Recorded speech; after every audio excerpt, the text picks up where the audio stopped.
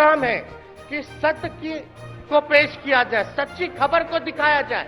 आजकल बिना वेरीफाई किए हुए कोई भी जो है कुछ भी चला देता है। तमिलनाडु में मजदूरों के साथ जिस तरह से बर्बरतापूर्ण ढंग से उसकी पिटाई करके हत्या कर रही है और एक दो नहीं दर्जनों लोग को रात में 9 बजे के लगभग हमको वहां से एक चंदन नाम का मेरे क्षेत्र का डुमरी ग्राम का उसका रिकॉर्डिंग भी है। उन्होंने फोन किया है कि सर हमको बचा लीजिए। जमुई के एक एक परिवार के लोग ये बताने के लिए उत्सुक हैं कि हमारे साथ क्या क्या पीड़ा हुआ। वहाँ के एक परिवार के लोगों की हत्या की गई, उनकी पत्नी नेहा का भी बयान आ रहा है। आज इससे बड़ा दुर्भाग्य क्या हो सकता है कि सरकार झूठ बोल रही हो, पुलिस महकमा झूठ बोल रहा हो। ये पूरी तरह गुमराह करने का प्रयास किया जा रहा है। ये अत्यंत ही दुर्भाग्यपूर्ण है। बिहार के नौजवानों की हत्या की गई और बिहारियों पर अपमान किसी भी हालत में हम नहीं सह सकते। नमस्कार, ईरा न्यूज में आपका स्वागत है। तमिलनाडु में बिहार मजदूरों के साथ हो रही मारपीट को लेकर के आज विधानसभा में जबरदस्त हंगामा हुआ। कल की तरह बीजेपी ने आज भी इस मुद्दे को उठाया। जवाब देने के लिए डिप्टी सीएम तेजस्वी यादव आगे आए।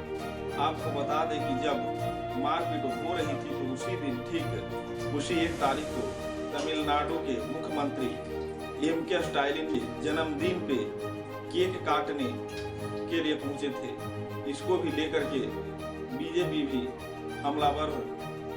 फिर तेजस्वी यादव ने क्या कहा, पहले वह सुनिए, फिर बताते हैं अब आगे क्या होने वाला है। वो भी न्यूज में उल्टा सीधा चलाने लगता है। न्यूज का काम है महोदय, मीडिया का काम है कि सत्य की को पेश किया जाए, सच्ची खबर को दिखाया जाए। आजकल बिना वेरीफाई किए हुए कोई भी जो है कुछ भी चला देता है, जिससे तनाव का वातावरण रहता है महोदय। तो इसलिए माननीय नेता प्रतिपक्ष, आप स्थान ग्रहण कीजिए, आप स्थान कीजिए। माननीय सदस्य, माननीय उप मुख्यमंत्री के जवाब को आप समाप्त होने दीजिए। आप स्थान ग्रहण, इस चिल्लाने से कोई फायदा थोड़े होने वाला। तो अध्यक्ष महोदय, ज्यादा कुछ हम नहीं कहेंगे, लेकिन हम बोलेंगे कि भाई आप एक रिस्पॉन्सिबल पद पे हैं, संवैधानिक पद पर हैं, और जो आप लेकर के हाथ में बैठे हैं पहले उसका भी जांच करा लीजिए। क्योंकि इससे पहले 2 खबरें जो आप गंभीरता का सवाल लेकर के हाउस में आए, दोनों नकली निकले और फर्जी निकले। तो इसलिए आगे कोई बात अगर करिए तो इस चीज को देख लीजिए। अच्छा, उसमें वो जो वीडियो दिखाइएगा, सुन लीजिए, नेता प्रतिपक्ष जो वीडियो दिखाएगा उसमें का नाम लिखा है या बिहारी और तमिल में आप फर्क बता दीजिएगा कि वो लोग कौन है। कैसे पता कीजिएगा?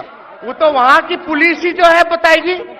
और अगर हम लोगों पर विश्वास नहीं है, सुन लो यार, अगर हम लोगों पर विश्वास नहीं है तो आप ही के देश के गृह मंत्री हैं, उन्हीं से जांच करवा लीजिए। राज्य गृह मंत्री भी बिहार के, उनसे जरा पूछ लो। तेजस्वी यादव साफ साफ कह रहे हैं कि जो भी खबरें उठा रहे हैं, जो कुछ भी दिखा रहे हैं, पहले तफ्तीश कर लीजिए।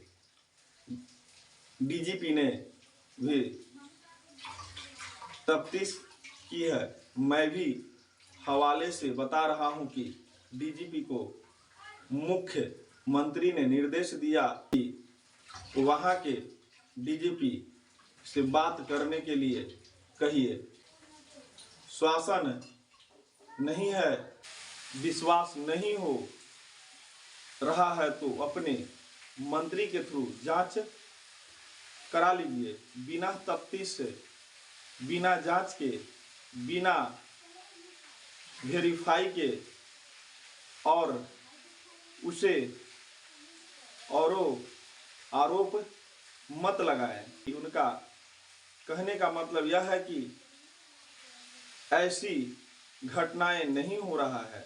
बस इतना सुनना था कि बीजेपी बिफर गई। फिर विजय सिन्हा आए मीडिया के सामने, जो विधानसभा में प्रतिपक्ष के नेता हैं। सुनिए उन्होंने क्या कहा। तमिलनाडु में मजदूरों के साथ जिस तरह से बर्बरतापूर्ण ढंग से उसकी पिटाई करके हत्या कर रही है, और एक दो नहीं दर्जनों लोग को रात में 9 बजे के लगभग हमको वहां से एक चंदन नाम का, मेरे क्षेत्र का, डुमरी ग्राम का, उसका रिकॉर्डिंग भी है।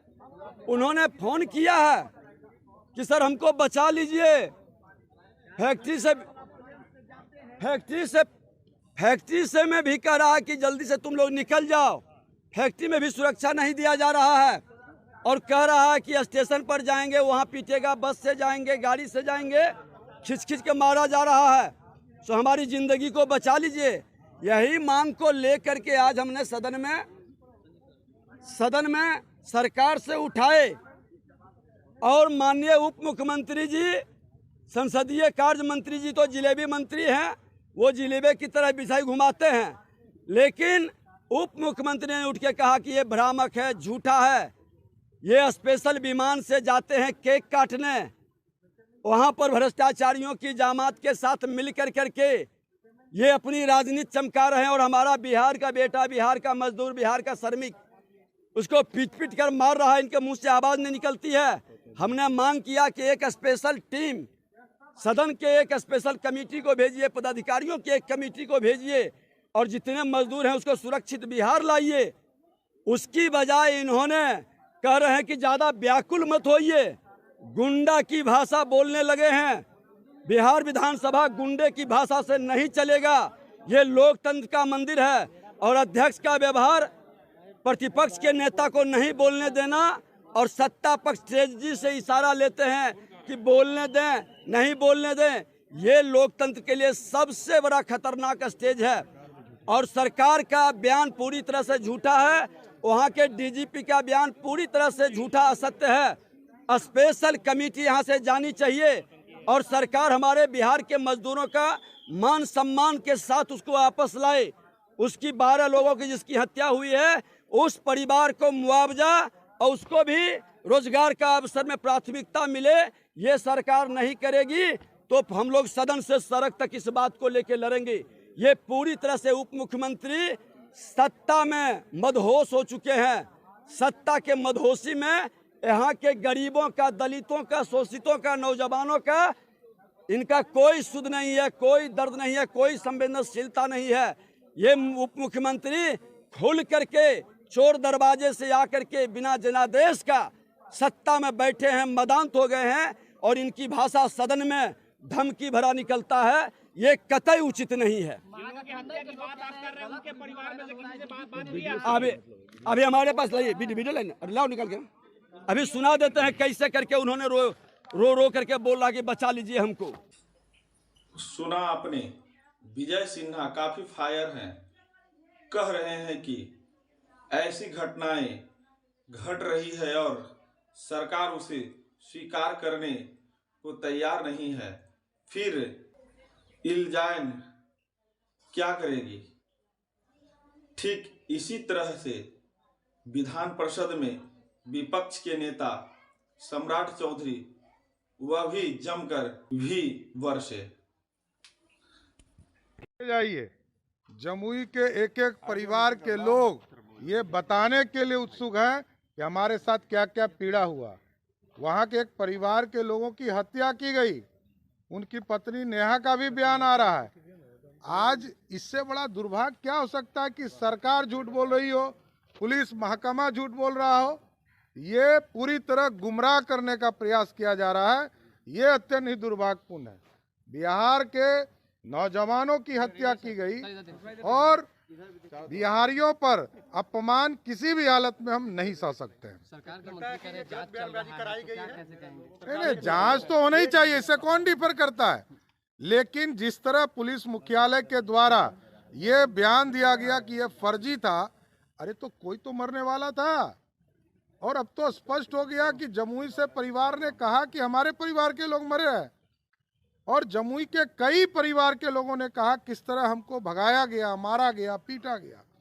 तो बिहारियों का अपमान किसी भी कीमत पर नहीं सहा जा सकता। तमिलनाडु में जो माहौल बना हुआ है, क्या लगता है जो मजदूर आ रहे हैं उनके लिए क्या व्यवस्था होनी चाहिए और जो वहाँ पे फंसे हुए उनके लिए क्या व्यवस्था होनी चाहिए? नहीं, मैंने तो कहा, नीतीश कुमार जी को कहा कि 17 साल हो गए मुख्यमंत्री जी आपको, और आज भी लोग यदि पलायन कर रहे हैं तो इसके दोषी सिर्फ और सिर्फ नीतीश कुमार हैं। क्यों पलायन करेंगे? हम दुनिया के सबसे ज्यादा घनत्व वाले प्रदेश जरूर हैं, लेकिन सबसे ज्यादा दिमाग वाले भी हैं। पूरे बिहार के लोग आईएएस और आईपीएस, जो इस देश का सबसे ज्यादा परीक्षा का सबसे बड़ा क्वालिफिकेशन है, उसमें सबसे अधिक बिहार के लोग पास करते हैं। तो हमारे यहाँ रोजगार का सृजन क्यों नहीं होगा? 17 साल रहने वाला मुख्यमंत्री यदि बिहार के लोगों को रोजगार नहीं दे सकता है तो ऐसे मुख्यमंत्री को इस्तीफा देना चाहिए।